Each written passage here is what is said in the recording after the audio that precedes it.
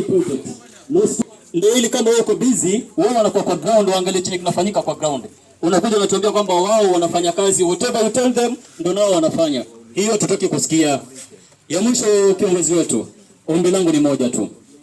Wakati wa tendering tunaomba ikuwe na transparency so that kesho ama in future kusiwe na watu wa kazi ambao they are not competent, kwa sababu hii imedhihirisha wazi kwamba whoever was given the job is incompetent. Kwa hivyo tunaomba in future tenders kuna na transparency, wape watu ambao wana qualify vizuri. Kwa hivyo hapa ni mawili, it's either contractor hajui kazi anayofanya, ama huyo ndugu yetu ambaye kwa ofisi anatuwakilisha yeye hajui kazi anayofanya.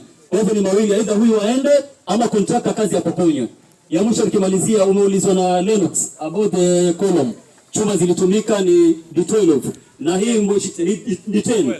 Kiongozi wetu ametuhakikishia kwamba huu mjengo ni mjengo mkubwa na utabeba ofisi nyingi, inamaanisha juu kutakuwa na mzigo mkubwa sana. Sasa kama ni D10 ama D12, hizi chuma haziwezi beba huo uzito wa huo mjengo.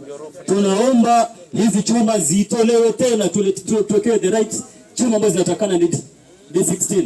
Hizo ndio tunaomba. Alafu na nimekuja hapa nimezunguka. Huu mkorogo umekorogewa lakini hakuna piping ya electrical.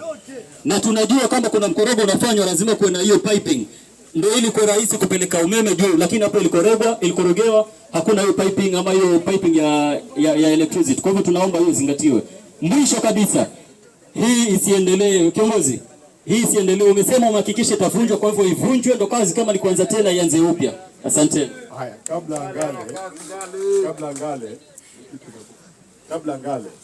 Nafikiria Ngale yuko hapa atajielezea. Lakini wakati Ngale anaeleza hapa kwamba alipitia hapa Saturday, sote tumesikia. Ni kweli si kweli? Na kaona kazi haiendi vile inavyoenda. Akatoa instructions zake kwa barua. Nilivyomwelewa Ngale, si kwamba hafanyi inspection ya huu mradi. Nilivyomwelewa Ngale, yuko hapa atajieleza mwenyewe, miradi ya CDF si huu peke yake. Na hatujasema kwamba kwa sababu huu mradi huko, basi Ngale mwanzo wa Jumatatu, Jumanne mpaka Ijumaa ashinde hapa kwa mradi. Huduma tunataka zifike Kamberibe, zifike Mawesa na Ruruma. Tunaelewana ama tuelewana?